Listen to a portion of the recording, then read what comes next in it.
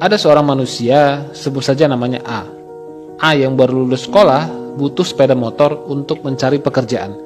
Ayahnya yang seorang buruh pabrik memberikan motor bekasnya yang masih bagus untuk dipakai A mencari pekerjaan.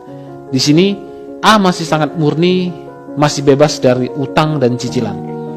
Setelah diterima kerja, motor ayahnya dijual untuk dijadikan DP membeli motor baru dengan cicilan 5 tahun.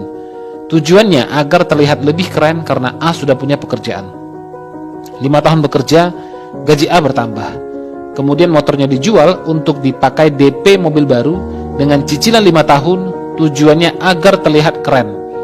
Setelah itu, A bekerja lebih keras dan rajin untuk membayar cicilan mobilnya. 10 tahun bekerja, akhirnya A menikah dan memiliki anak. Kemudian A meminjam uang dari kantor untuk dipakai DP rumah dengan cicilan 25 tahun agar terlihat mapan secara finansial. Setelah itu, A bekerja makin keras dan lembur sampai tengah malam setiap harinya untuk membayar cicilan rumah dan membeli perabot untuk mengisi rumahnya yang kosong. 20 tahun bekerja, kebutuhan A semakin tinggi.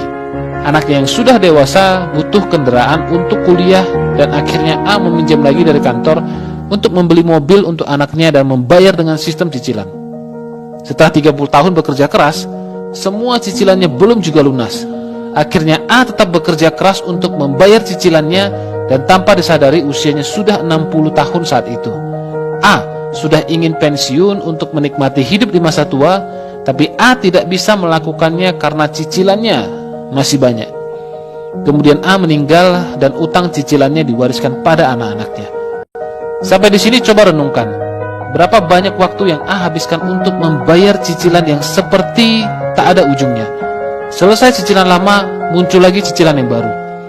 Begitulah manusia, lahir di dunia ini tak pernah menyadari untuk tujuan apa sebenarnya Tuhan menciptakan dia hidup di dunia ini. Apakah tujuan manusia hidup hanya untuk membayar cicilan seumur hidupnya? Bukan. Manusia diciptakan di dunia ini untuk menikmati dunia ini dengan bahagia dan bebas, bukan terikat pada pekerjaan dan utang yang tak ada ujungnya.